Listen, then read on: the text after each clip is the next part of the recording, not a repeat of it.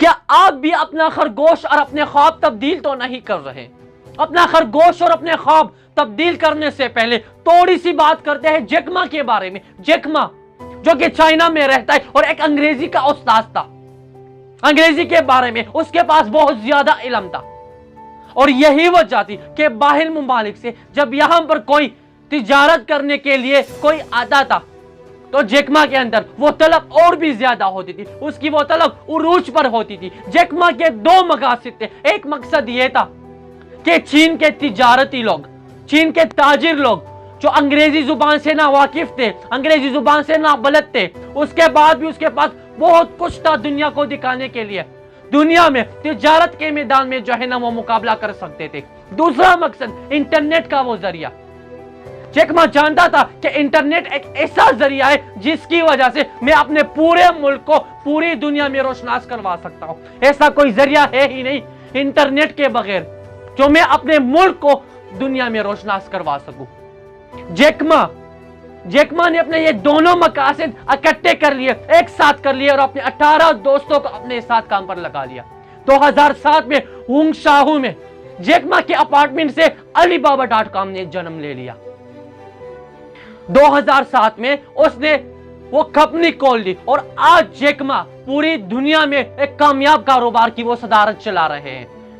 جب 2007 میں علی بابا .com ایک پبلک کمپنی بنی، تب اس دن سے ہانگ کانگ اسٹاک ایکسچینج میں ایک تباہی، ایک دھماکہ مچ گیا کہ پوری دنیا میں وہ کمپنی دوسرے نمبر پر انٹرنیٹ کی وہ کمپنی بن گئی تھی۔ گوگل کے بعد اس کمپنی کا نمبر تھا۔ اس شاہکار کام کے لیے جیک ما کا فارمولا کیا ہے؟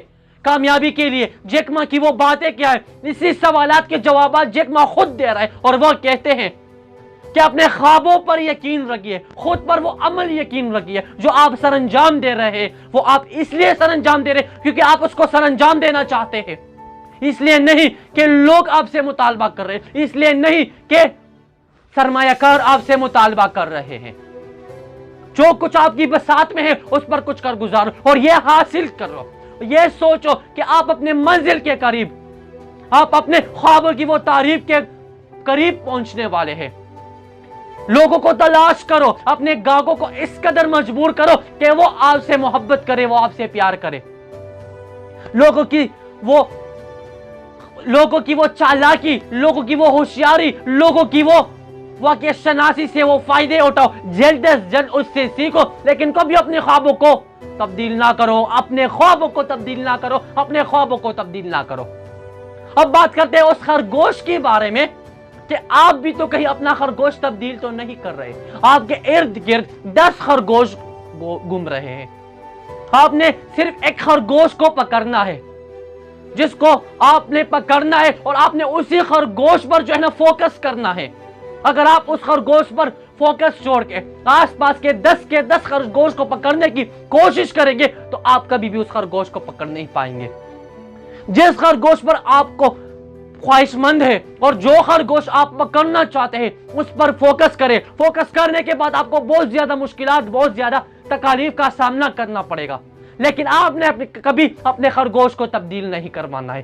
آپ کو 10 خرگوش پکڑنے کے وہ مواقع بھی پیش آئیں گے، لیکن آپ کبھی اس کو پکڑ نہیں پائیں گے۔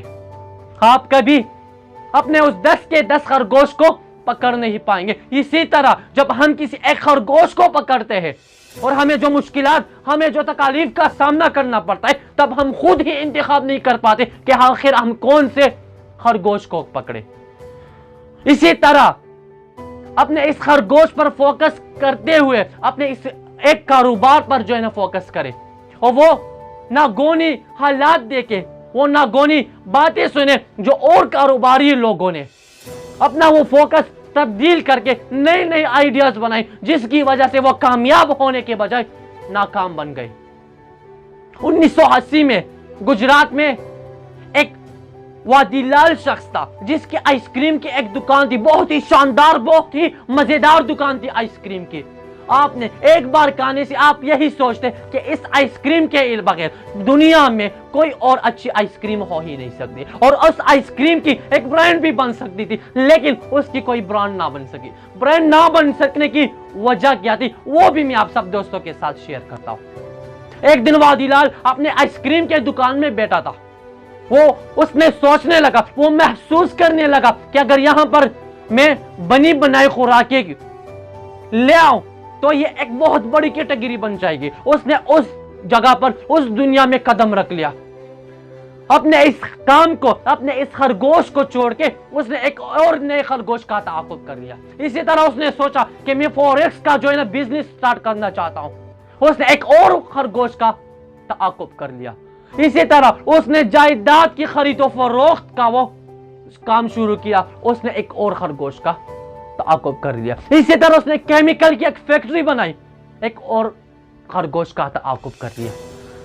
اسی طرح ایک ایک کام شروع کر کے ایک ایک خرگوش کا وہ جو ہے نا تعاقب کر رہے تھے. اپنی زندگی کو بہتر بنانے کے لیے اس ایک خرگوش کو چھوڑ کر کئی خرگوش کو پکڑنے کی وہ کوشش کر رہا تھا, کئی خرگوشوں کی وہ تعاقب کر رہا تھا, لیکن اس نے اس ایک خرگوش سے بھی ہاتھ دھو لیا. اسی طرح ہمارے معاشرے میں ہمارے نوجوان جب کوئی کام شروع کرتے ہیں تو وہ راتوں رات جو ہے نا امیر ہونا چاہتے ہیں.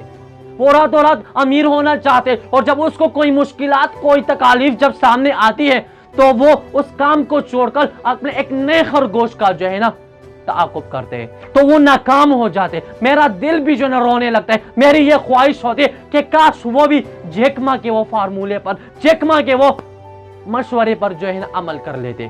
آپ زندگی میں جس خرگوش کو پکڑنا چاہتے اپنے اسی خرگوش پر فوکس کریں.